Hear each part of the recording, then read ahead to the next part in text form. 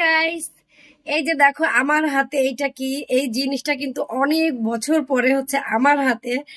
আর তোমরা অবশ্যই কমেন্ট বক্সে জানাবা যে তোমাদের কার কার অঞ্চলে গ্রামের বাড়িতে এই কলাটাকে কি কলা বলা হয়ে থাকে। এটা হচ্ছে আমাদের বরিশালের ভাষায় বলে আইডা কলা, ঠিক আছে? আইডা কেলা, সরি কলা না, আইডা কেলা। তো অনেক বছর পরে এই আইডা কেলা আজকে আমি খাবো। অ্যান্ড খেয়ে তোমাদেরকে দেখাবো যে আইডা কেলা খেতে কি স্বাদ এবং কি মজাদার, তা আবার হচ্ছে বরিশাইলা আইডা কলা। আমিও খাবো, ঠিক আছে? তো আমি আইডা কেলা খাওয়া স্টার্ট করে দিতে আছি, বুঝছেন? এই হচ্ছে মগো দেশের আইডা কলা। এই আইডা কেলা মগো দেশে কেলা বাগানে হইয়া থাকে। এইরকম মোড়া মোড়া কেলা মনে করেন ঢাকা শহরে পাবেন, কিন্তু ওই বরিশালে কেলার স্বাদ পাবেন না। তো খাইয়ে আমাকে দেখাই জম্মের মতো মজা, মনে করেন একটা মিডা মিডা গিরান কয়, বুঝছেন?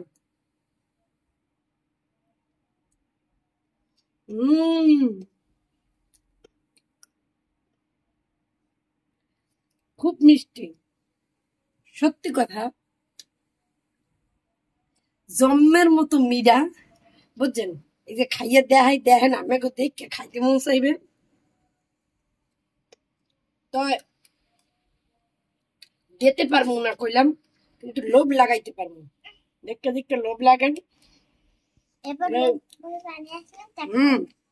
এবং এই কেলা কিন্তু বিভিন্ন রোগের জন্য অনেক অনেক অনেক উপকারী। এই কেলার মধ্যে দেখেন কতটি আড়ি রয়েছে। আগে ছোটকালে এই কেলা দেখলে লাগতে জিত, বুঝছেন, যে এই আড়ি কটুর কটুর করে চাবাইয়া খাইতে জন্মের বিরক্ত। আর এখন এই আড়ি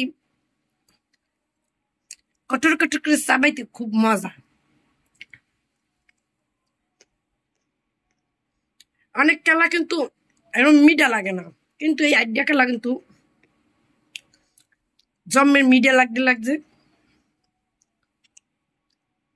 মধ্যে আরো আছে, আপনারা যদি আইডিয়া কেলা খাইতে চান পাইয়া পড়বেন তাড়াতাড়ি, বুঝছেন? এবং এগুলো কিন্তু সাইজে আরো বড় হয়, মোটা হয়, বড় হয়। তারপরে মনে করেন এক এক অঞ্চলে এই কলার নাম এক একটা রাহা। আর মোরা খাই আইডিয়া কলা, আপনারা খান কি কলা অবশ্যই কমেন্ট বক্সে জানাইবেন।